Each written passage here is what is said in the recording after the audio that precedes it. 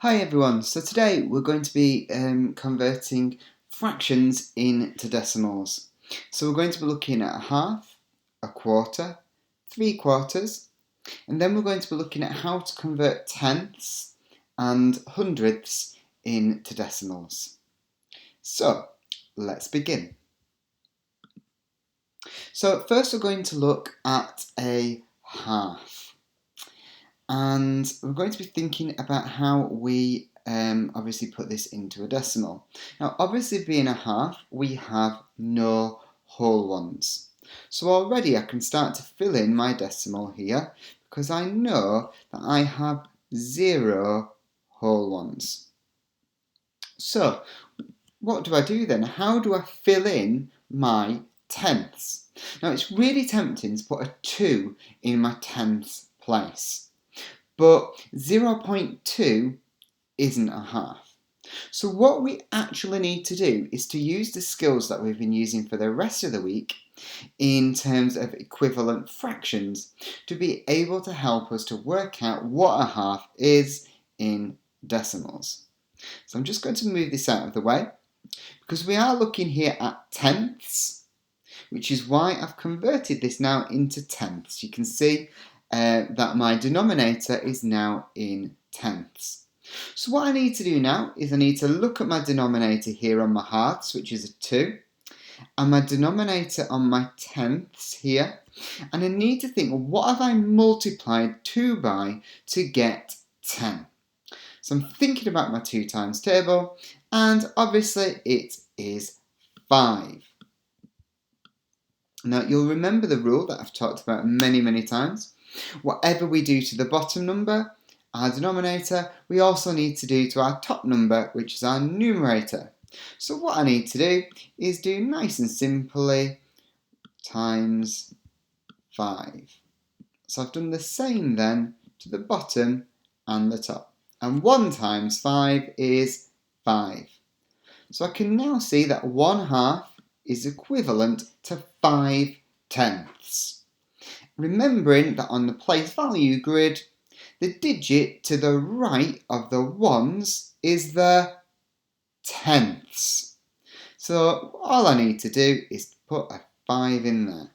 So 1/2 is equivalent or the same as 0.5. Now this is one of those facts that you do need to try and memorise, and just to have it at your fingertips that 1/2 is exactly the same as 0.5. So that's our first one. Let's now move on to our next one, which is 1/4. So we'll follow the same steps to see if it works. We might need to change it a little bit. Let's have a see. So I'm going to move my box out of the way, and I'm now looking at my denominators. Can I times 4 by anything to get 10? Well, I already know that 2 times 4 is 8 and 3 times 4 is 12. So therefore, without going into decimals in my multiplication, I can't actually do it. So what I need to do is I need to change from tenths to hundredths. So that's what I'm going to do now. So instead of it being a conversion of tenths, it's now a conversion into hundreds. So what have I done to my 4 to get 100? What times 4 equals 100? Now to do that, I might need to do 100 divided by 4. And I could do it using the bus stop method. Now, just to help us along nice and quickly, 4 times 25 equals 100. So again, whatever I do to the bottom, I need to do to the top. So 1 times 25, of course, will be 25. Now, you'll notice that I've written 25 into my red box here. But what I need to do now is to convert this into my place value boxes over here. Now I have no whole ones, and I've got 25 hundredths. Now I can't write 25 in this box here, because if I was to do that, it would be wrong, because I can only write one digit per box. So what I have to do is I have to think about my place value within my 25. And actually, when we look at this carefully, I actually have 5 hundredths and 2 tenths. Because I've got my 2 tenths here in my 20. So it becomes 0.25. Now, obviously that works really well. Again, it's also a fact that maybe you just need to have on your fingertips that 1/4 as a decimal is 0.25. In the same way that we remember a half is 0.5.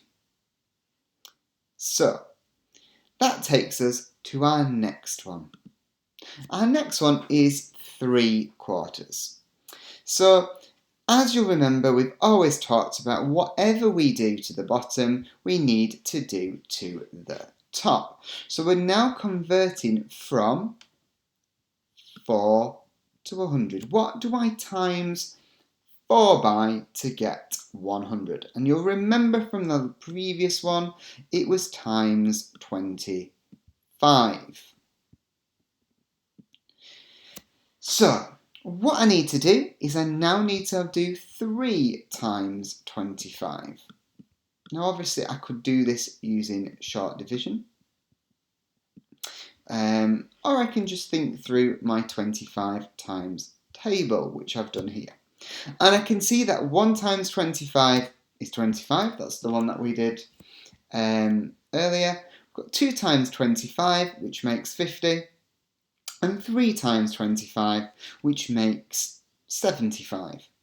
So all I need to do now is write 75 in here. Now, as we said before, I've got no ones. I can't just squeeze 75 into that box. So I put my 5 in that box and I put my 7 in there to represent 7 tenths and 5 hundredths. So again, this is just another fact that we need to try and remember, rather than having to go around the houses and work it out this way.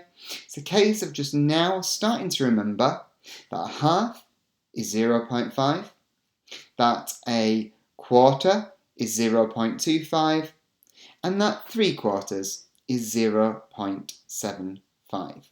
They're just things that you need to try now to memorise. So, on to our next type of question, and it's simply converting tenths into a decimal. Now, here I've got my place value chart. You can see that I've got my ones and I've got my tenths. Now, what we need to remember is actually, how do we write a tenth? And what I'm going to do is just gently move this out of the way now so that we can see that I would actually write 1/10 like that, with 1 as our numerator and 10 as our denominator. So to convert 3 tenths into a decimal, we have to remember that we have no whole ones. It's a bit of a strange 0. And we've got 3 tenths. So all I need to do, nice and simple, is write a 3 in my tenths column. So 3 tenths becomes 0.3. Here are some questions for you to try. Quickly see if you can complete these questions by converting the fractions into decimals. Pause the video now to have a go. Now I'm sure that you got these ones right, because 9 tenths, we would write that as 0 ones and 9 tenths, which looks like this, 0.9. And we've got our 1/10 here, which we would write as 0.1. Well done if you got those ones correct. And moving on to the final step today is converting hundredths into decimals. So again, just like we did before, we just need to have a little look at how we write a tenth, which I'm sure we can remember that we write it like that. And that we write 100 with 1 as our numerator and 100 as our denominator. So, what we need to do now is just remember that when we're converting from a fraction to a decimal, what we need to do is we have no whole ones, because 100 1/100ths would be a whole one. We have now got 34 hundredths, which we can't squeeze into our hundredths column. So we put the 4 in the hundredths column, and the 3 tens from our 34 go into our tenths column. So we end up with 0.34. Nice and simple. Hopefully that helps you. So here I've got 2 questions for you to try out. Feel free to pause the video to have a go and then check back for the answer as soon as you're ready.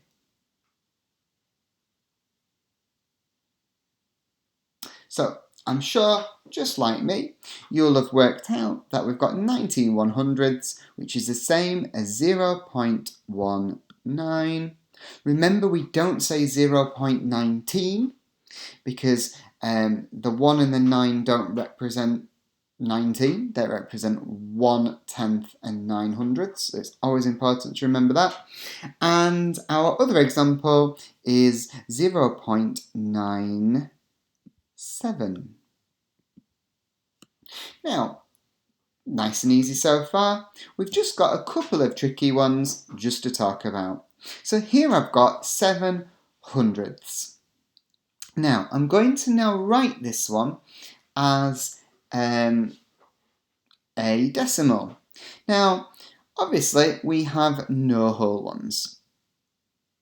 Now, previously, when we've been looking at fractions that are in the hundredths, we've had a 2-digit number. So what we actually need to do is we need to think about this really carefully. We've got 7 hundredths. I'm just going to move these out of the way just to remind you. Oh, not quite sure what happened there.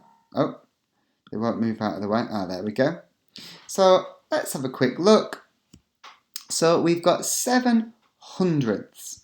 So my 7 needs to go here.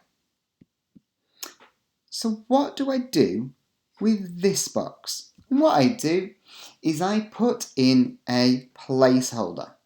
Now the placeholder is just something that takes up that place.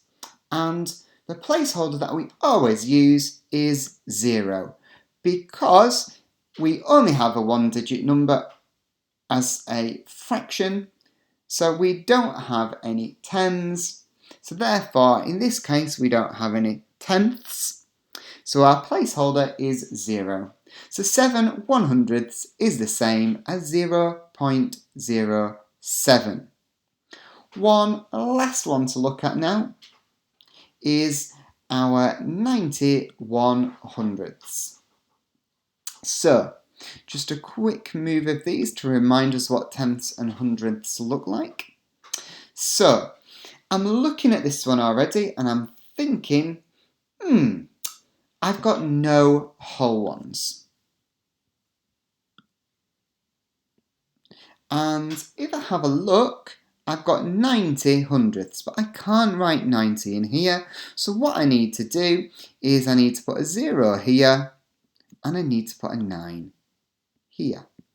Now some of you will already be screaming at the computer because you will have noticed that 90 100ths is equivalent to 9 tenths.